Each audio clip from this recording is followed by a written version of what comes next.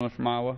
Thank you, Mr. Speaker, and I appreciate the gentleman from Utah, and not only what he's done here today, but his leadership. And I want to take a point to make the message here as a topic that's coming up now, as a rule that was referenced by the gentleman from Utah about the San Joaquin Valley and in California in the valley. I have traveled out there, and I've been there to see about 250,000 of 600,000 acres that were man-made drought, and now we have nature-made drought that's coupled with the man-made drought, and I intend to support the legislation that comes to floor tomorrow.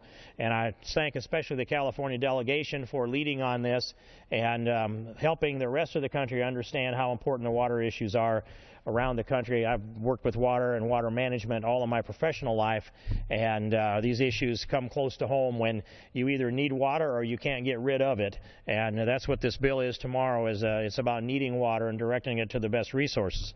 But if I would, Mr. Speaker, revert back to the topic at hand, and that's the topic of the foreign policy and the very solid constitutional claim that Congress has to be engaged in foreign policy, to help manage that foreign policy and to appropriate resources to foreign policy.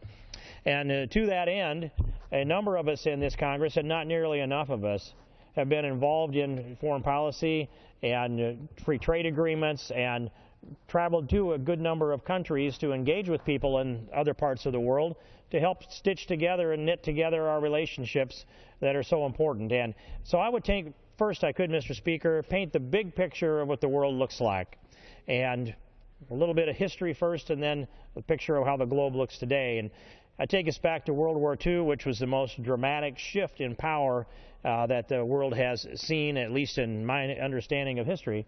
And we saw the clash of the Imperial Japanese and the Nazi regimes that threatened to swamp the entire world. And having fought back a world war on two fronts, in Asia and across the Pacific and in Europe, here in America, we see this as the time that America rose to become a superpower. And we saw then, and immediately after World War II, we saw the Cold War begin. And the Soviet formed as a product, at part at least, a product of World War II, clashing with the United States in that Cold War that lasted for 45 years. And it was two different ideologies. It's free enterprise capitalism, it's God-given liberty, challenged up against the forces of the former Soviet Union, which were atheistic and communistic and a managed economy from top down. We saw what happened. We saw how that was resolved, Mr. Speaker, and it was described, I think, best by Jeane Kirkpatrick, who was the ambassador for Ronald Reagan to the United Nations, when she said sometime about 1984, as she stepped down as ambassador to the United Nations, she said, what's going on in the world in this Cold War, in this clash, this competition between the two huge ideologies? What's going on between the Soviet Union and the United States is the equivalent of playing chess and Monopoly on the same board. And the question is, will the United States of America bankrupt the Soviet Union economically in the monopoly part of the game before the Soviet Union checkmates the United States of America in the chess component of the game? Monopoly and chess on the same board, the Russians building missiles and expanding their military capability and trying to outdo the United States to the point where we would have to capitulate, while we were pushing our economy, and this growing dynamic free enterprise economy was competing against the managed economy, the communist economy of the Soviet Union. And what happened was, the monopoly game, the monopoly winners won out, and the Soviet Union was bankrupted, and because of that, the country collapsed and imploded upon itself about 1991, and they had to reform back around to, they could say, former Soviet Union, Russia and some of its federation countries, safer for the world, because that clash of the two huge ideologies has diminished significantly. The threat of a nuclear war has been diminished significantly thanks to Ronald Reagan, Margaret Thatcher, Pope John Paul II, and some will say Gorbachev. Those four personalities engaged together were the leadership that brought about the dynamic that brought an end to the Cold War. And in the aftermath of the Cold War, there were those sitting around, Cold Warriors, to celebrate the end of the Cold War, a victory for the free world, not only the United States, but our allies, a victory for the free world. And as they celebrated, They got ready to raise their glasses. One of them said, just a minute. Don't be too soon to celebrate, because, think of this, the world will not long tolerate a lone superpower. There will be allegiances and alliances made that you've not imagined that will line up against the United States. And if those forces line up against the United States, and they will, we will find ourselves with competition and enemies that we have not seen before in this part in the world. And some of those will be an alliance that does include Islamic nations lined up against the United States.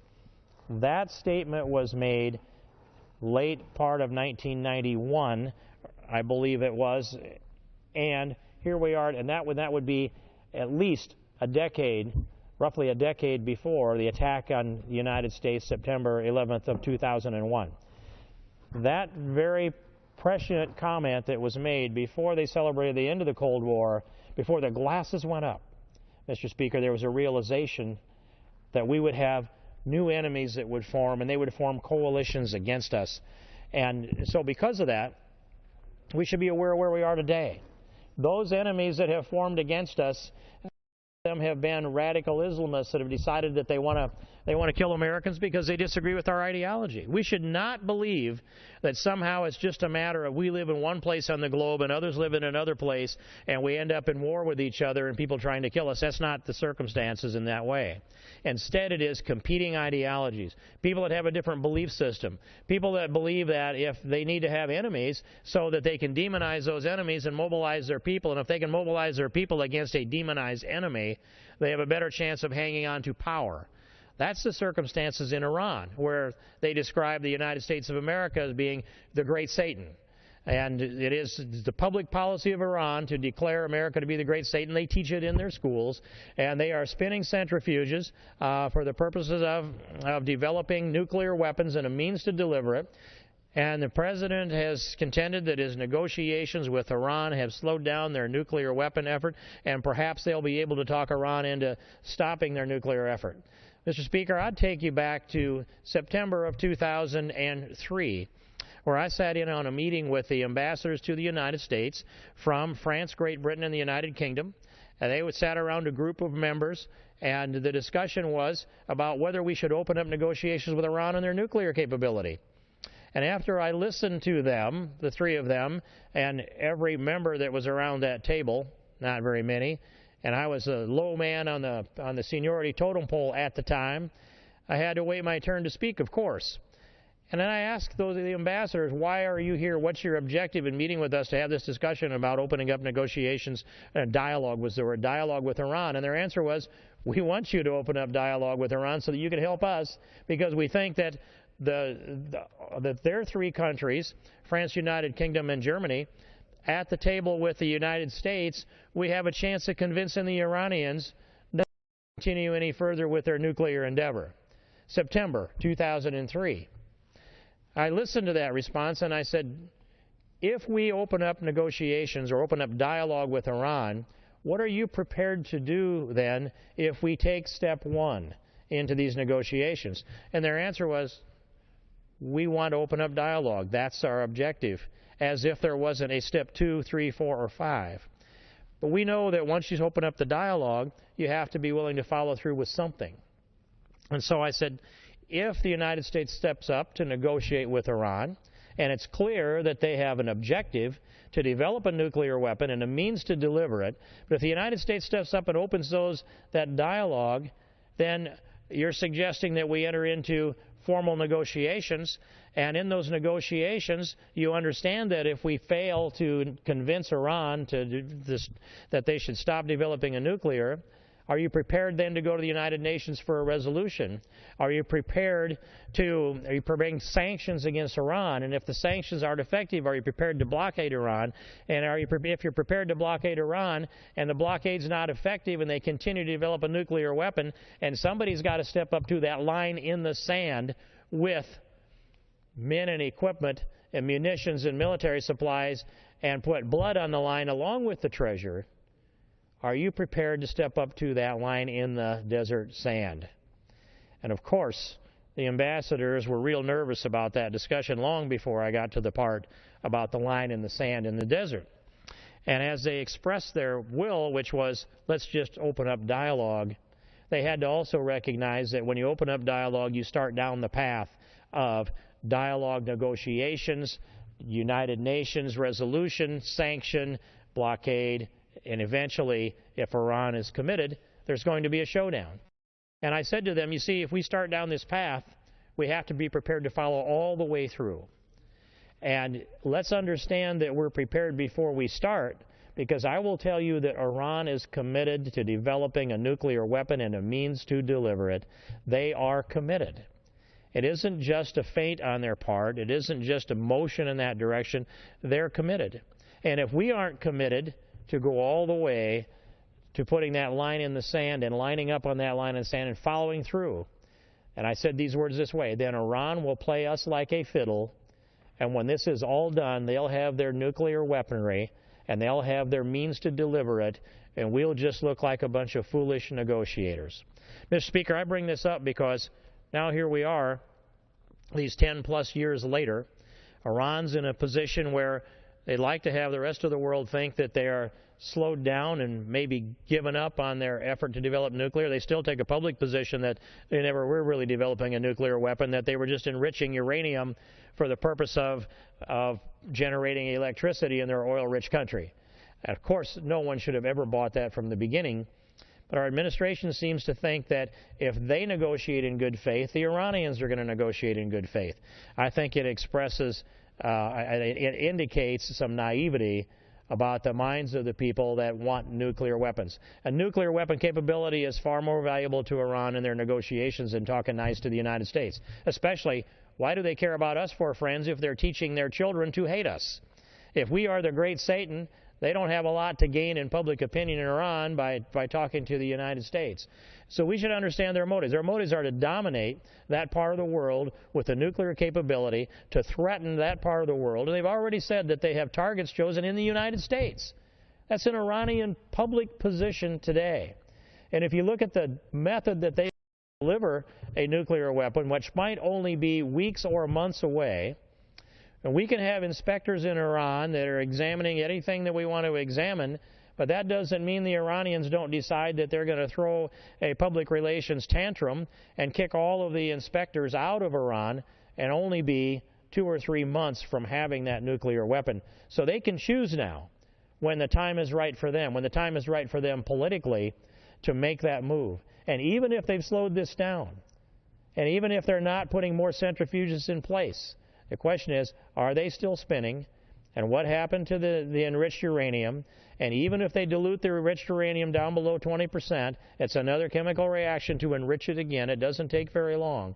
At best, they've slowed their operations down in order to pick up $4 or more billion into their economy that they need, and because of the suffering that their economy is because of the sanctions.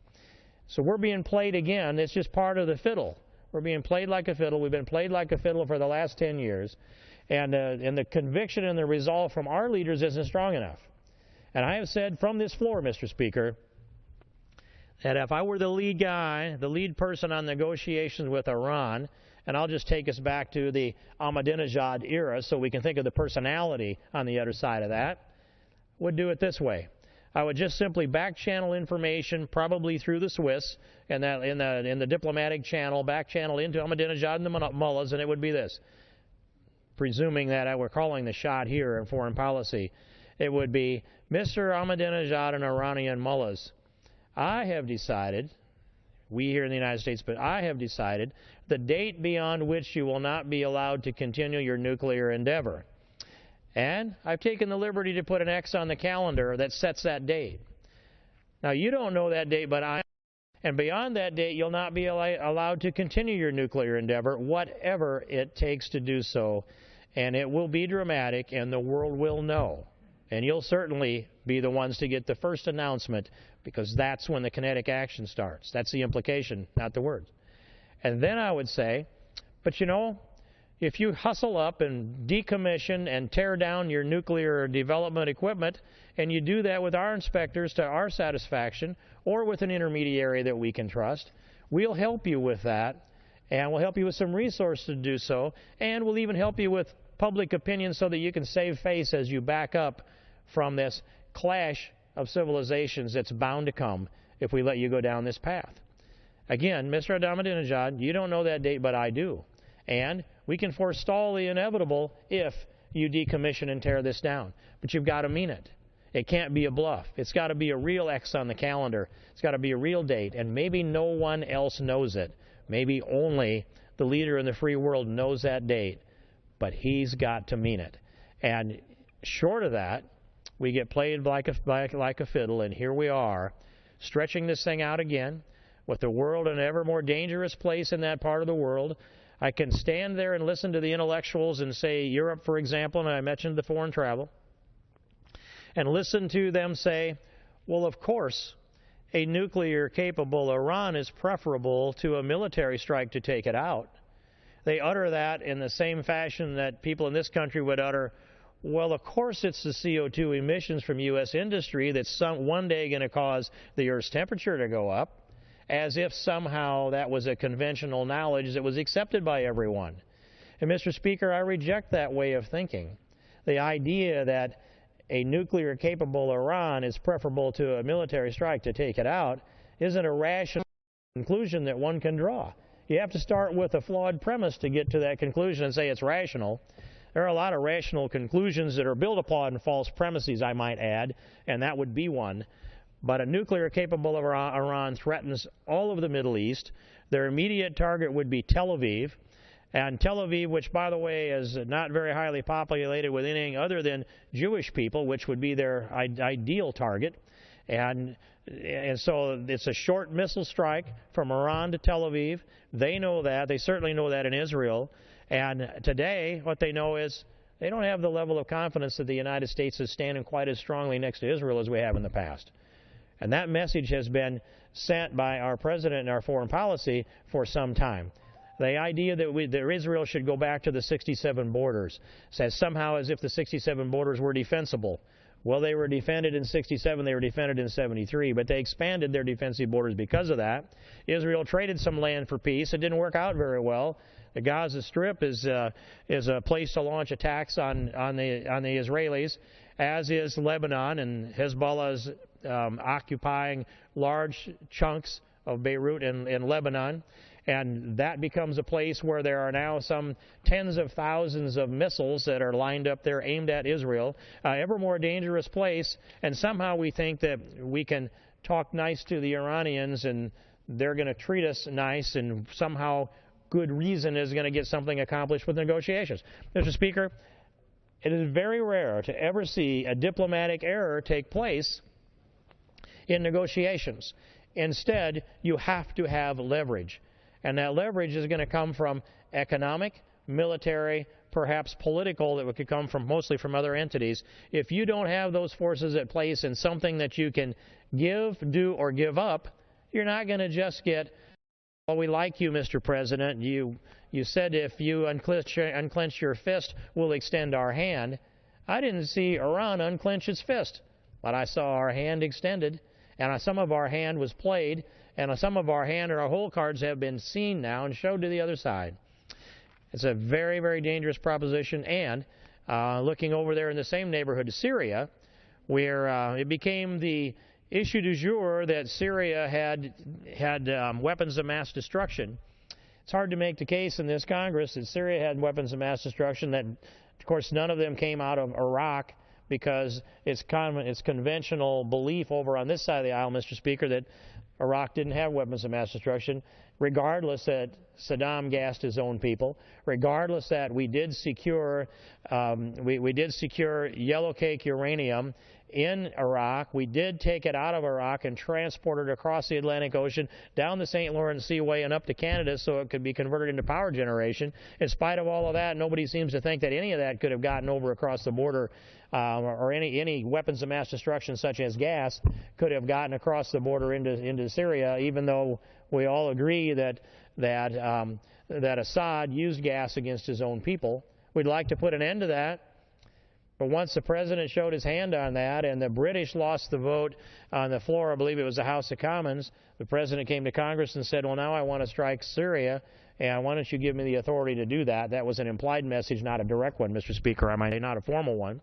And it was clear that neither the House nor the Senate had an appetite to go into military action in Syria. So we fell back on Putin and the Russians to be the negotiators with the weapons of mass destruction in Syria. And we saw the promise that the gas was going to be accumulated, picked up, and transported out of Syria for the year. That was the end of last year, not the end of this year, Mr. Speaker. And so now it's going to take perhaps another 6 months and another and another and another. A static position in the world now where Syria has digressed down to the point where it's hard to find a friend in Syria. The president said here in this very chamber at his State of the Union address last week when he said that we're going to oppose the regime and we're going to support our friends in Syria. It's hard to find friends in Syria. This conflict may have gotten to the point where there's neither side is a side that's either going to support us or one that we should support. My message is in Syria it has devolved downward into a very difficult, static, ugly situation with a lot of blood and death in Syria. It threatens to spill over. Of course, we have the nuclear threat that is slowed down but not necessarily suspended in Iran. And in the rest of our foreign relations around that part of the world, we're 2.5 years or more into the Arab Spring. And in almost every one of those changes, some regime changes, some civil wars, some that reached a static impasse, the result of that hasn't been favorable to U.S. interests. And you could go country after country, the conflicts around. And so myself and several members took a trip over into that part of the world right before Christmas to assess the situation. And we need to do that because assessing the situation from here turns out that there's a lot of information that's not very reliable that comes out of the White House and the State Department with regard to that part of the world. So we traveled into Egypt and into Lebanon and into Libya and into Israel, among other places. And we met with their top leaders in most all of those countries. And we got and on down the line. And of course we met with our State Department and got the in-country briefing. It works out like this. Short version is Lebanon is a mess, and I think it's intractable. How you resolve it. And in Libya, the civil war didn't resolve it. There's still the radical militant Islamists control Benghazi, and it's not safe enough to go there for their government, let alone for representatives of our government. So Libya is at an impasse. They'd like to be able to put together a functioning government in Libya, and I'm impressed with some of the people that are leadership there. But if they can't control Benghazi militants can come in and threaten Tripoli, for example, and have. Then Egypt, though, Mr. Speaker, has turned, I think, in a very good and positive direction in that they rose up and threw Morsi out. Morsi, the face and the voice of the Muslim Brotherhood in the country of the origin of the Muslim Brotherhood, was rejected by the Egyptian people, and 30 to 33 million of 80 million Egyptians went to the streets mid-last summer to demand that Morsi and the Muslim Brotherhood be taken down and out of government.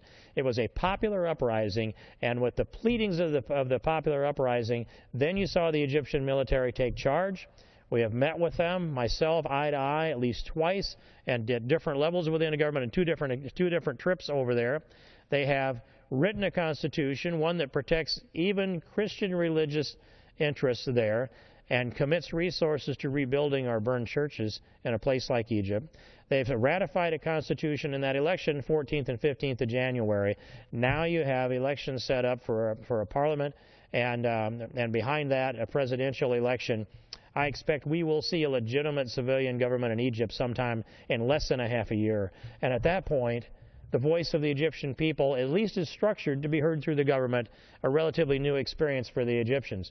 So there's a lot that's been turning in the world, Mr. Speaker, and I mentioned the threat to Israel, that we need to stand more closely with them shoulder to shoulder and make an even stronger to support them. They're going to have to face up to and they're going to have to decide if they have to take action against an existential threat, which is a nuclear-capable Iran. We need to decide who we're going to be friends with. It's not the Muslim Brotherhood in Egypt. Even though it looks like this administration has lined up with the Muslim Brotherhood, it's not the Muslim Brotherhood. The American people don't support the Muslim Brotherhood, and they don't support the militant wings and arms that are components of the Muslim Brotherhood and those affiliates of those militant wings and arms that might say they're not but operate in concert, especially in places like Syria. We need to understand that this world is lined up and to some degree against us. We've had friends in that part of the world that go back deep and long.